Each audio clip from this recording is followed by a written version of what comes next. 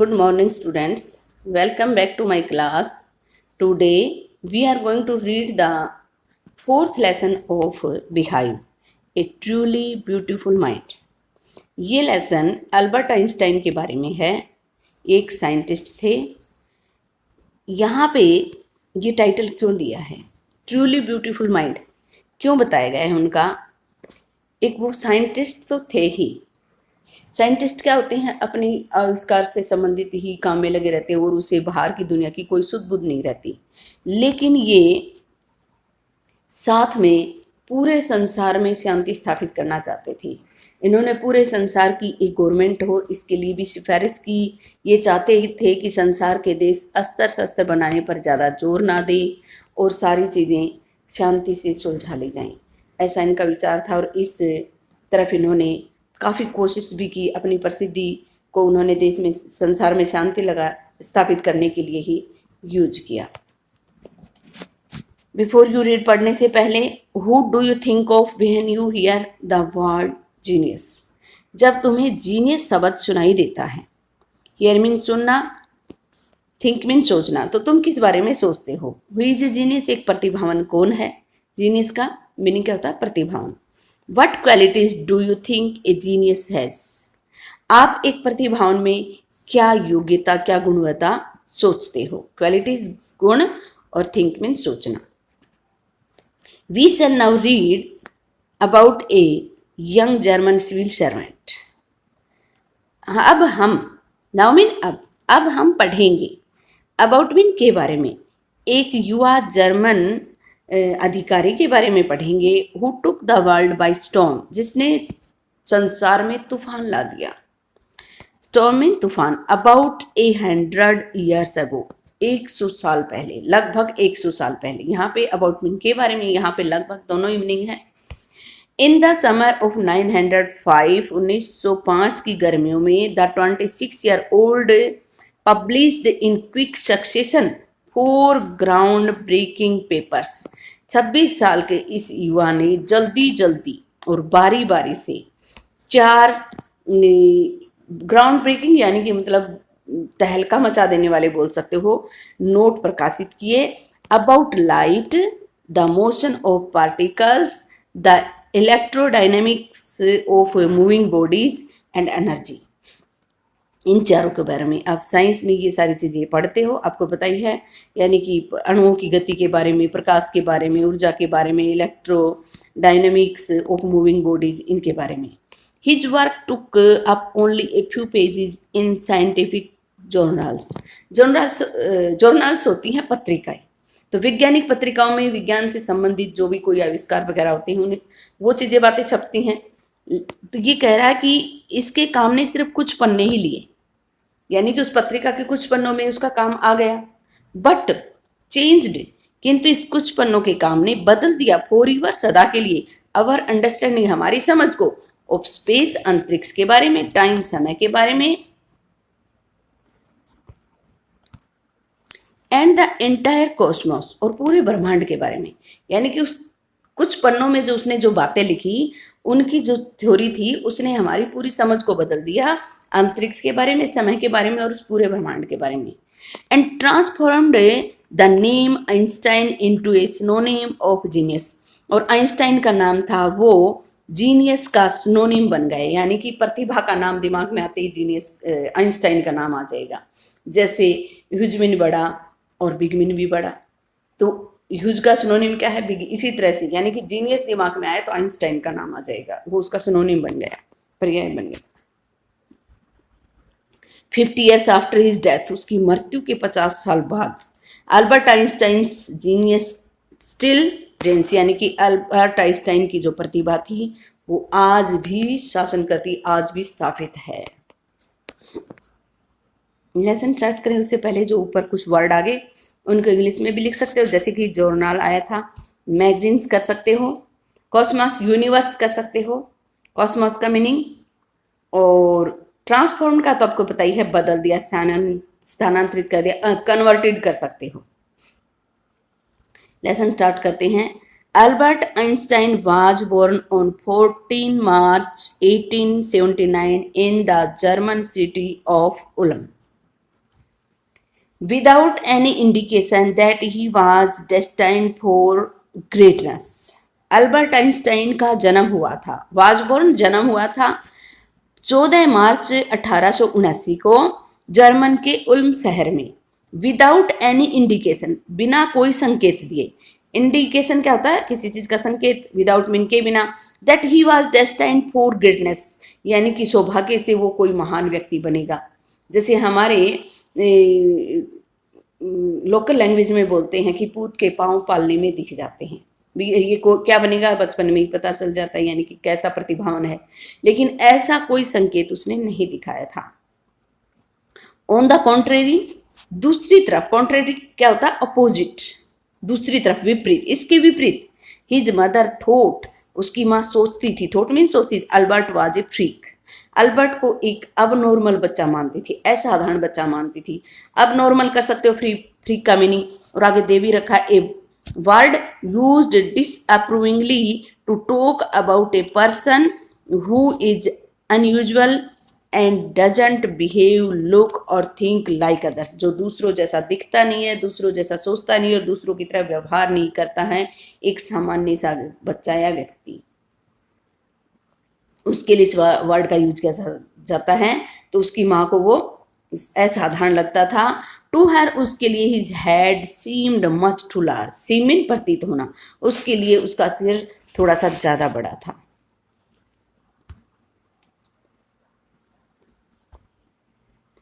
Eight the age of 2.5, 2.5 साल की उम्र तक, Einstein still wasn't talking, Einstein still, ये क्या है? वाज नॉट, ये आइंस्टाइन अभी भी बात नहीं करता था, बोलता नहीं था। टॉकिंग क्या होता? बात करना, बोलना।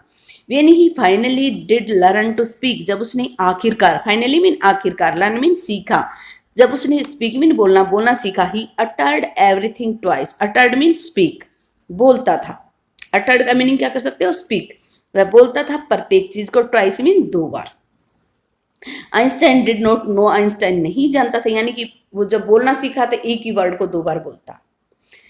Einstein did not know, Einstein नहीं जानता था what to do with other children, दूसरे बच्चों के साथ क्या करें। And his playmates called him brother boring, और उसके खेल के साथी थे वो उसे उबाऊ भैया बुलाते थे। ब्रदर बोरिंग, बोरिंग क्या होता है? जो उबा दे, बोर कर दे, तो उदासीन कर दे हमें, तो उबाऊ भैया बुलाते थे। So the youngster played by himself most of the time, जो युवा था, यानी कि जो छोटा बच्चा था, यहाँ पे यंगस्टर, युवा नहीं बोलेंगे, छोटा बच्चा ही बोलेंगे क्योंकि अब ये छोटा था, खेलता रहता था लगभग खुद अधिकतर समय।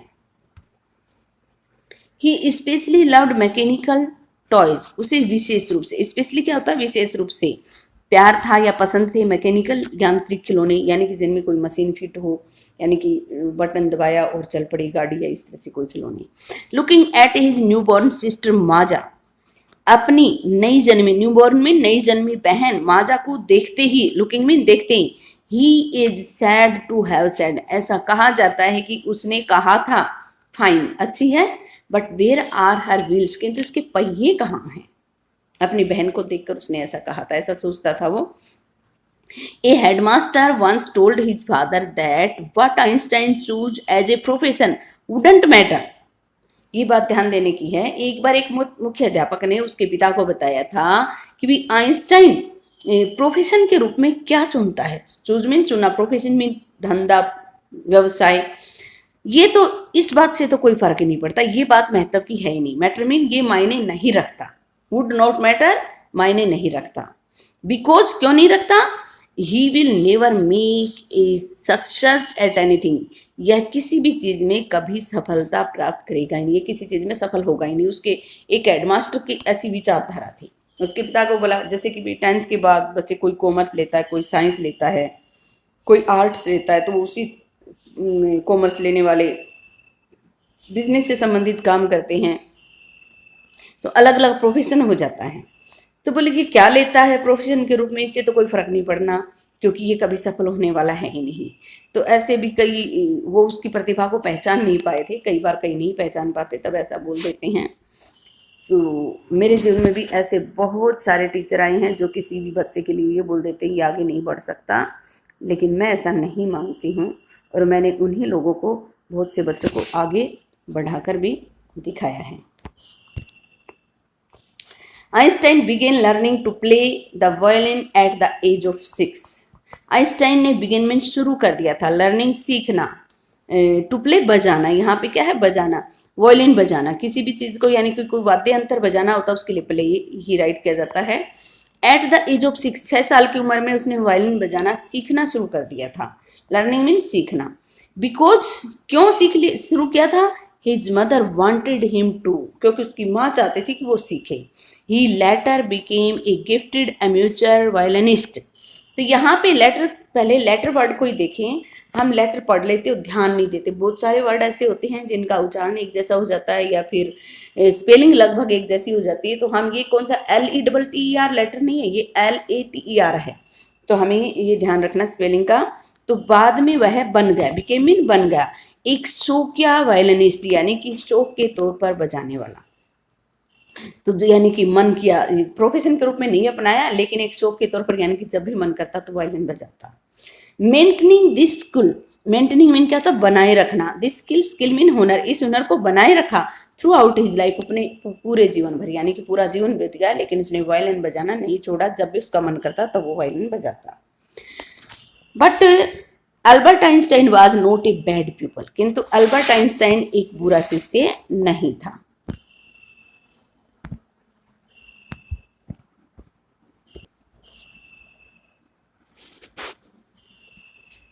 एमेच्योर का मीनिंग आप कर सकते हो doing something for personal enjoyment. Doing something for personal enjoyment यानी कि अपने व्यक्तिगत आनंद के लिए कोई काम करना। But Albert Einstein was not a bad people. He went to high school in Munich, Munich में उच्च विद्यालय में गया। Where Einstein's family had moved when he was 15 months old, वहाँ जहाँ आइंस्टाइन का परिवार तब चला गया था जब वो 15 महीने का था। And scored good marks in almost every subject, और उसने लगभग प्रत्येक विषय में अच्छे नंबर प्राप्त किए। स्कोर मीन क्या कर सकते हो? गोट कर सकते हो, इसका मीनिंग प्राप्त करना। Einstein hated the schools regimentation. Einstein ने स्कूल का जो, यहाँ पे इसका मीनिंग आप डिसिप्लिन कर सकते हो, रेजिमेंटेशन, स्कूल का जो अनुशासन था उससे नफरत करता था। हेटेड में नफरत, क्योंकि वहाँ पे कुछ अनुशासन ज़्यादा कड़ा था। एंड ऑफन क्लैश्ड, और प्राइड टकरा जाता था, भिड़ जाता था। क्लैश यहाँ पे क्या है? गोट इन डिस्प्यूट, उलझ पड़ता था। गोट इन डिस्प्यूट, उलझ पड़ता था विद द टीचर्स, अध्यापकों से। एट द एज ऑफ 15, 15 साल की उम्र में Einstein felt so stifled there, Einstein को वहाँ पे इतनी ज़्यादा घुटन महसूस हुई। स्टिफल्ड का मीनिंग कर सकता है सुफोकेटेड, इतना ज़्यादा घुटन महसूस की उसने। There that he left the school for good, उसने अपनी भलाई के लिए स्कूल छोड़ दिया। लेफ्ट मीन छोड़ना, फॉर गुड भलाई के लिए। The previous year Albert's parents had move to Milan, यानी कि उससे 1 साल पहले उसके माता पिता मिलान चले गए थे। And left their son with relatives, और अपने बेटे को अपने रिश्तेदारों के साथ छोड़ गई थी।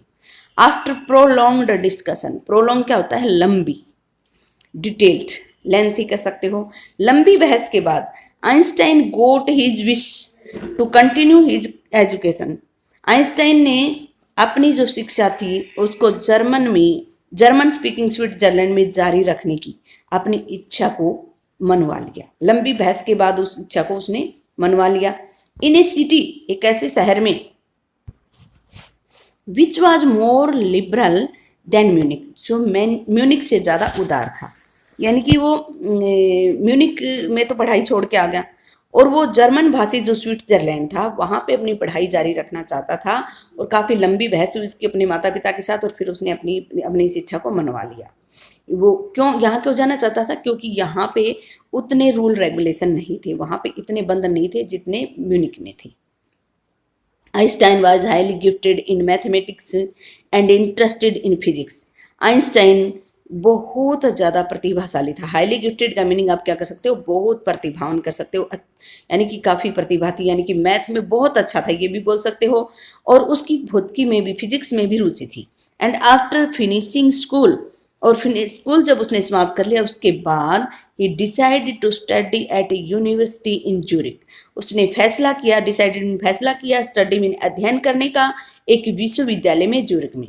But science was not the only thing, wasn't है ये, इसको हम वाजंट भी बोल सकते हैं। बट साइंस अकेली एक चीज नहीं थी that appealed to the dashing young man with the walrus mistress, यानी कि जिसकी वॉलरस यहाँ पे झबरी बोल सकते हो, दरियाई घोड़े जैसे जिसकी मूछें थी ये भी बोल सकते हो, उस रोबिले जोशीले, डैशिंग का मीनिंग जोशीले रोबिले बोल सकते हो, यानी कि उस जोशीले युवा के लिए एक साइंस ही एक ऐसी चीज नहीं थी जो उसे आकर्षित करती थी, और भी कोई चीज थी। वो क्या थी हम आगे देखते हैं। He also felt a special interest in a fellow student, Mileva Maric. उससे महसूस हुआ, फेल्ट मीन महसूस हुआ, आल्सो मीन भी, विशेष रुचि, उसे विशेष रुचि महसूस हुई एक साथी विद्यार्थी मिलेवा मैरिक में। एक लड़की है, इसमें भी उसे रुचि पैदा होगी, यानी कि उसमें भी वो इंटरेस्ट रहने लगा। Whom he found to be a clever creature, जिसे वह एक बहुत ही चतुर प्राणी लगी, यानी कि उसे वो बहुत ज़्यादा इंटेलिजेंट या फिर बहुत ही चतुर लगती थी। This young Serb had come to Switzerland, यह है दिस यंग सर्व, यानी कि इसको यंग सर्व क्यों बोला गया, क्योंकि ये साइबेरिया से आई थी, तो साइबेरिया से आने वाले को सर्व बोला जाएगा। तो ये जो साइबेरिया से जो युवा लड़की आई थी, यह स्विट्जरलैंड आई थी बिकॉज, क्योंकि the university in Zurich was one, Zurich में जो विश्वविद्यालय था वो एक था, of the few in Europe में जो कुछ विश्वविद्यालय थे उनमें से एक था, where women could get degree, जहां महिलाएं डिग्री प्राप्त कर सकती थी। यानी कि यूरोप में कुछ विश्वविद्यालय थे और उनमें ज्यूरिक में एक विश्वविद्यालय थे जहां महिलाओं को भी डिग्री मिलती थी, इसलिए वो वहां पे आई थी। Einstein saw in her an ally against the Philistines, Einstein को उसमें एक एली क्या था, साथी, उसमें एक साथी दिखाई दिया। फिलिस्तीन यहाँ पे क्या है, संकीर्ण विचारों वाले लोगों के विरुद्ध, अगेंस्ट मीन विरुद्ध। तो फिलिस्तीन का मीनिंग आप कर सकते हो the people who do not like art literature and music, वे लोग जो कला के विरोधी हों, जो साहित्य के विरोधी हों, जो संगीत के विरोधी हों, उनके विरुद्ध इसमें एक साथी दिखाई दे, यानी कि दोनों के विचार मिलते थे। Those people in his family and at the university with whom he was constantly at odds, वे लोग जो उसके परिवार में थे और जो विश्वविद्यालय में थे उनके साथ लगातार, कंस्टेंटली मीन यहाँ पे क्या है, कंटिन्यूली, लगातार, कंटिन्यूसली कर सकते हो इसका। एट ओड्स यहाँ पे क्या कर सकते हो, उसके विरुद्ध रहता था। विचित्र भी कर, बेमेल, यानी कि उनसे उसका मेल नहीं खाता था, यानी कि उनके विचार अलग थे और आइंस्टाइन के अलग थे, उस लड़की के और आइंस्टाइन के विचार एक जैसे थे। The couple fail in love, जोड़ा प्यार में पड़ गया, यानी कि दोनों के बीच में प्यार हो गया, दोनों के विचार मिलेंगे, दोनों एक उम्र है तो प्यार होगा, सीधी सी बात है। Letter survive in which they put their affection into words mixing science with tenderness, tenderness mean कोमलता से, मिक्सिंग मीन मिश्रण करते हुए, कोमलता से साइंस का, विज्ञान का मिश्रण करते हुए उन्होंने अपने शब्दों को ना, अपने प्यार को शब्दों के माध्यम से जिंदा रखा, पत्थरों में शब्दों के माध्यम से जिंदा रखा। रोट आइंस्टाइन, आइंस्टाइन ने लिखा, how happy and proud I shall be, मैं कितना खुश होऊंगा और कितना मुझे गर्व होगा, when we both have brought our work on relativity to a victorious conclusion। Conclusion क्या होता है, निष्कर्ष, और विक्टोरियस क्या होता है, विजय।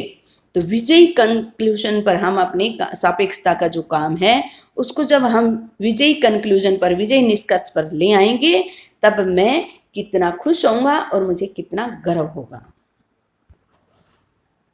इन 1900 एट द एज ऑफ 21, 21 साल की उम्र में 1900 में, Albert Einstein was university graduate, Albert Einstein विश्वविद्यालय का स्नातक था, यानी कि उसने ग्रेजुएशन कर ली थी, 21 साल का हो गया था। एंड अनएम्प्लॉयड, और बेरोजगार था, अनएम्प्लॉयड यानी कि उसके पास कोई काम नहीं था।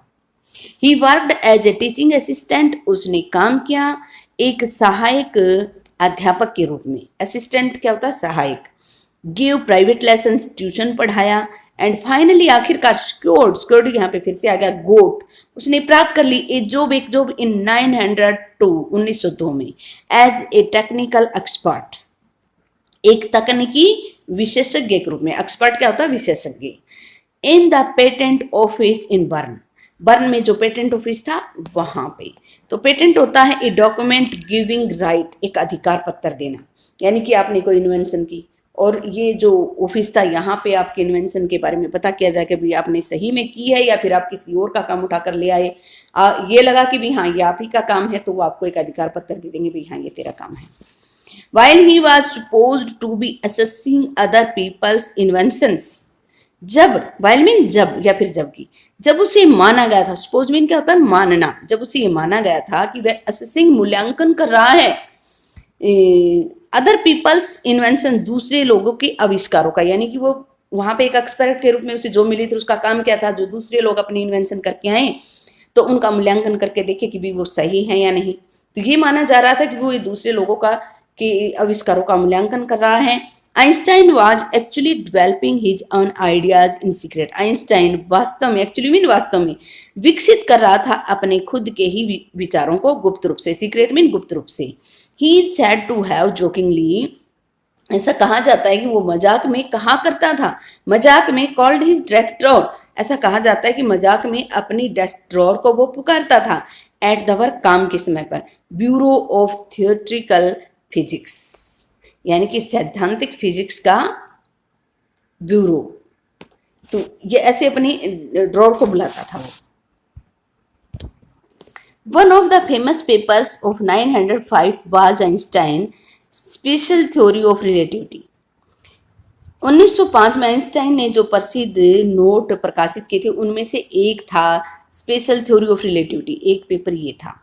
अकॉर्डिंग टू विच, जिसके अनुसार, अकॉर्डिंग टू मीन के अनुसार, time and distance are not absolute, समय और दूरी एब्सोल्यूट नहीं है, यानी कि ये एकदम खरे नहीं उतरते। Not in relation to anything else, एक दूसरे से इनका कोई संबंध नहीं है, ऐसा उसने बोला। इंडेड निसंदेह टू परफेक्टली एक्यूरेट क्लॉक, सही ढंग से सही की गई, एक्यूरेट मीन ठीक करना किसी चीज को, और परफेक्टली किसी चीज को, परफेक्ट सही करना, निपुण सही की गई 2 घड़ियां। Will not continue to show the same time, ये लगातार एक जैसा समय नहीं दिखाएंगी। If they come together again after a journey, यदि वो एक यात्रा पूरी करने के बाद वापस आती हैं। If one of them has been moving very fast, उनमें से एक दूसरी से कहीं ज्यादा तेज दौड़ रही होगी, रिलेटिव टू द अदर्स, यानी कि दूसरी से। यहाँ पे ये कह रहा है भी अगर हमने 2 घड़ियों को एकदम सही करके एक साथ चलाया, एक फिक्स टाइम करके, जब वो 12 घंटे की यात्रा करके वापस आएंगी तो दोनों में एक जैसा समय नहीं होगा, एक थोड़ी सी दूसरी से तेज चल रही होगी। उसने ये सिद्धांत दिया। From this followed the world's most famous formula, इससे संसार का जो सबसे प्रसिद्ध जो फार्मूला है वो निकल कर आया। Which describes the relationship between mass and energy, जिसने ऊर्जा और द्रव्य यानी कि भार के बारे में जो संबंध होता है उसका वर्णन करता है। In this mathematical equation E stands for energy, ये जो है ई किसके लिए है? एनर्जी के लिए। M for mass and C for the speed of the light in a vacuum. ये साइंस से संबंधित हैं सारी बातें, तो आप अपनी साइंस के टीचर से पूछेंगे तो आपको ज़्यादा अच्छे से समझ में आएगा। तो ये वैसे मैंने बताई दिया आपको, ई किसके लिए आई, यानी कि फार्मूला बन गया ई एनर्जी के लिए, यानी कि ई का मतलब एनर्जी है, एम का मतलब मास है और सी का मतलब है speed of the light. While Einstein was solving the most difficult problem in physics, his private life was unraveling. While means जब आइंस्टाइन सोल्व कर रहा था, हल कर रहा था सबसे कठिन समस्याएं फिजिक्स में, जब वो हल कर रहा था उसका जो निजी जीवन था वो असफल होना शुरू हो गया था। अनरेवलिंग यहाँ पे क्या? Starting to fail. Albert had wanted to marry Mileva right after finishing his studies. Albert wanted mean चाहता था, मैरी मीन शादी करना मिलेवा से, right after ठीक बाद, finishing his studies अपना अध्ययन समाप्त किया उसके ठीक बाद वो मिलेवा से शादी करना चाहता था। But his mother was against it, किंतु उसकी माँ थी वो इसके विरुद्ध थी। She thought Mileva who was 3 years older than her son, वह सोचती थी कि मिलेवा जो उसके बेटे से 3 साल ज्यादा बड़ी है। Was too old for him, उसके लिए थोड़ी सी ज्यादा ही बड़ी है, यानी कि उसकी जो वो मिलेवा थे उसके बेटे से 3 साल बड़ी थी, तो उसको लग रहा था ये उम्र में उसके बेटे से थोड़ी सी ज्यादा ही बड़ी है। She was also bothered by Mileva's intelligence, उससे मिलेवा की जो बौद्धिकता थी, उसकी जो इंटेलिजेंस थी, उससे भी उसे परेशानी थी, यानी कि वो बहुत ज़्यादा इंटेलिजेंट थी। इस बात से भी उसकी माँ को चिंता थी। She's a book like you, वह तुम्हारे लिए एक किताब जैसी है। हिज मदर सेड, उसकी माँ ने कहा था। Einstein put the wedding of, Einstein ने शादी का जो विचार था उसको स्थगित कर दिया। पुट ऑफ मीन स्थगित कर देना। The pair finally married in January 903, जोड़े ने आखिरकार शादी की जनवरी 1903 में, एंड हैड 2 sons, और उनके 2 बेटे हुए। But a few years letter, किंतु कुछ साल बाद, द मैरिज फेल्टर्ड, शादी कमजोर पड़ गई। फेल्टर्ड यहाँ पे क्या है, बिकेम वीक, कमजोर पड़ जाना। But a few years later the marriage faltered, शादी कमजोर पड़ गई। Mileva meanwhile was losing her intellectual ambition, इस दौरान मीन वाइन क्या होता है, मीन वाइल क्या होता है, इस दौरान। मिलेवा इस दौरान अपनी जो बौद्धिक आकांक्षा थी उसको खोती जा रही थी, यानी कि पहले तो उसके साथ वो उसमें काम कर रही थी फिजिक्स में, अब उसमें उसकी रुचि नहीं रही थी। एंड बिकमिंग, और बनती जा रही थी, एन अनहैप्पी वाइफ, एक दुखी गृहिणी। After years of constant fighting, constant mean क्या होता है, लगातार, कंटिन्यू। फाइटिंग में लड़ाई, लगातार लड़ाई के कुछ सालों बाद, द कपल फाइनली डिवोर्स्ड, जोड़े ने आखिरकार तलाक ले लिया। इन 919, 1919 में, यानी कि 1903 में शादी हुई और 1919 में दोनों ने तलाक ले लिया। Einstein married his cousin Elsa the same year, Einstein ने शादी कर ली उसी साल अपनी चचेरी बहन एल्सा की। आइंस्टाइन्स न्यू पर्सनल चैप्टर को coincided with his rise to world fame, Einstein का नया व्यक्तिगत जो अध्याय था वो संयोगवश शुरू हुआ जब वह संसार में उसकी प्रसिद्धि हो रही थी उसी वक्त। फेम इन प्रसिद्धि। इन 915, 1915 में he had published his general theory of relativity, उसने 1915 में रिलेटिव सापेक्षता का जो सामान्य सिद्धांत है उसको प्रकाशित किया। which provided a new interpretation of gravity, interpretation होता है explanation, provide mean प्रदान करना, gave, जिसने हमें एक नई व्याख्या दी गुरुत्वाकर्षण के बारे में। ग्रेविटी क्या होता है, गुरुत्वाकर्षण। An eclipse of the sun in 919 brought proof that it was accurate, 1919 में जब सूर्य ग्रहण लगा, इक्लिप्स क्या था, ग्रहण, तो सूर्य ग्रहण हुआ तो उसने उसकी बात का प्रमाण दे दिया, प्रूफ मीन प्रमाण, कि वो सही था। Einstein had correctly calculated in advance, Einstein ने सही ढंग से गणना कर दी पहले से ही, the extent to which the light from fixed stars would be deflected through the sun's gravitational field, यानी कि सूर्य का जो गुरुत्व आकर्षण क्षेत्र है उसमें से डिफ्लेक्ट होकर किसी चीज से टकरा कर वापिस आना, तारों का, फिक्स तारों की जो रोशनी है वो कितनी देर में फैलती है। The newspapers proclaimed his work as a scientific revolution, अखबारों ने उसके काम की घोषणा की एक वैज्ञानिक क्रांति के रूप में, यानी कि अखबार तो किसी भी चीज की कोई भी बात होती है जैसी होती है उसकी बढ़ा चढ़ाकर कितना लिखते हैं, तो इस तरह से यानी कि खूब तारीफ हुई अखबार में, जो अच्छी चीज थी उसकी खूब तारीफ होती है। तो यहाँ पे न्यूज़पेपर में उसके काम को, कितना अच्छा काम था, अखबारों ने एक वैज्ञानिक क्रांति नाम दे दिया उसके काम को। Einstein received the Nobel prize for physics in 1921, Einstein को फिजिक्स के लिए 1921 में नोबेल प्राइज मिला। He was showered with honours, उसके ऊपर शॉवर मीन क्या होता है, बौछार हो जाना, यानी कि खूब ज्यादा सम्मान में, ऑनर मीन सम्मान, सम्मानों की बौछार से होने लगी, यानी कि उसे, and invitations from all over the world, यानी कि पूरे संसार से खूब उसको सम्मान मिला और बहुत सारे उसको निमंत्रण मिले। एंड लाउडेड बाय द प्रेस, और प्रेस के द्वारा भी उसकी खूब प्रशंसा की गई। लाउडेड यहाँ पे क्या है, प्रशंसा करना। When the Nazis came to power in Germany in 1933, जब 1933 में नाजी सत्ता में आई जर्मनी में, Einstein immigrated to United State, Einstein संयुक्त राज्य अमेरिका चला गया। इमिग्रेटेड क्या होता है, एक स्थान से दूसरे स्थान पर चले जाना, स्थानांतरण करना। आइंस्टाइन वहां से चला गया। और लाउडेड का मीनिंग कर सकते हो, प्रेज्ड कर सकते हो, प्रशंसा की। 5 years लेटर, 5 साल बाद, the discovery of nuclear fusion in Berlin, Berlin में जब परमाणु विखंडन की खोज हुई, हैड अमेरिकन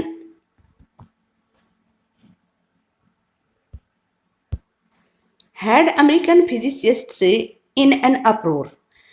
तो जब 5 साल बाद बर्लिन में जब परमाणु विखंडन की खोज हुई, तो अमेरिका में जो भौतिक शास्त्री थे वो परेशान हो गए। अप्रोर यहाँ पे क्या कर सकते, डिस्टर्ब कर सकते हो। वो परेशान हो गए, क्यों हो गए? Many of them had fled from fascism, उनमें से बहुत सारे फांसीवाद से भाग कर आए थे। जस्ट एज आइंस्टाइन हार्ट, जैसा कि आइंस्टाइन ने किया था, ये फासिज्म से निकल कर गया था जब 1933 में जर्मनी में नाजी सत्ता में। तो फांसीवाद और नाजीवाद, ये दो धर्म के लोगों के बीच में टकराव था, तो जर्मन नाजीवाद हावी हो गया था फांसीवाद पर। तो ये फांसीवाद से निकल कर आए थे और ये भी परेशान हो गए। And now they were afraid, अब उन्हें डर था। The Nazi could build and use N atomic bomb, अब उन्हें डर लग रहा था कि नाजी एक परमाणु बम बना सकते हैं, परमाणु बम, और उसका प्रयोग कर सकते हैं। At the urging of a colleague, Einstein wrote a letter to the American president Franklin D Roosevelt.